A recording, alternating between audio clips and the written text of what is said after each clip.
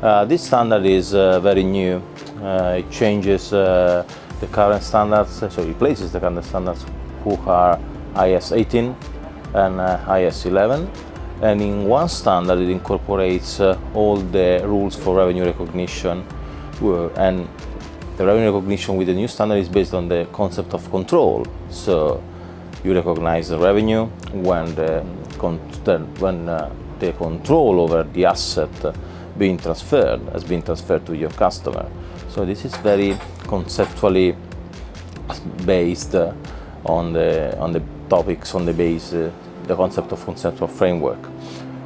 Previously, IS18 was based on the transfer of risk and rewards, while standard IS11, the revenue recognition was based on the rule of percentage of completion. So there was not really a concept underpinning all the revenue recognition. The very new of this standard is that the ISB tried to put in one concept, all the revenue recognition from transfer of assets with customers. This question really depends on the local legislation. Depends on whether IFRS are required or mandatory or are optional. In Europe, for example, IFRS are required for listed companies in their consolidated financial statements. So entities who are listed have to apply IFRS15 in their consolidated accounts. There are some countries where IFRS are applicable also in the individual accounts. So in this case, also these companies has to apply. About the consequences, the new standard is pretty much based on the process for revenue recognition. So we call it as a standard with 5 steps process, 5 steps approach. So the standard illustrates these 5 steps. You have to follow all the steps to revenue recognition. But the revenue recognition currently is just the 5th step. So to arrive to the 5th step, you have to start from the beginning. So the first is to identify the contract, which is one first step.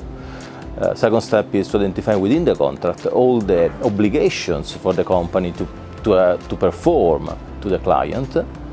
There's a third step, which is to determine the transaction price of the contract itself. And then a fourth step to allocate this transaction price to the whole performance obligation. So the 5th step, we recognize revenue when we satisfy the performance obligation, so when the company satisfies the performance obligation.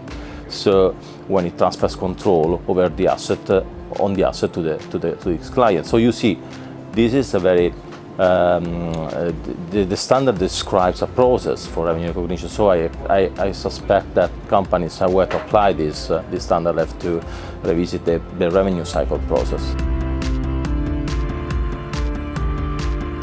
The new standard is mandatory. Again, it really depends on local legislation, but if you apply full IFRS as issued, you should apply this standard starting from financial statements annual report starting from 1st January 2018, so the next year. But there could be some cases, it depends on local legislation whether they want to delay or not. As far as I know, almost all companies in Europe, for example, listed companies will apply from 2018. There are a number of projects. We really separate the agenda of the ISB in completed projects and active agenda. About the completed project, there are many. There's a project on the ISB has issued IFRS9 on financial instruments, IFRS16 on leases, and IFRS17 on insurance contracts. Which is particularly connected with IFRS15 is IFRS16 on leases, which is about the accounting for lease contracts, and which will tries to incorporate in one standard all the accounting for lease for the lessee. Previously, it was required to separate under IS17 operating lease from finance lease. Now with IFRS 16, all lease contracts should be accounted in the same way. So this is another big new. IFRS 16 is mandatory from 2019, and another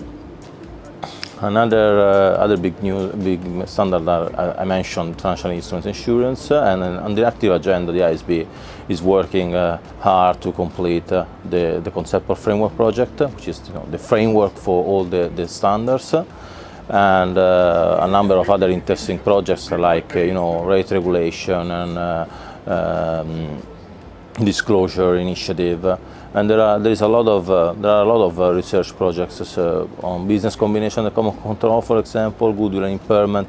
There are a number of projects in the agenda in the next following year could change the accounting standards.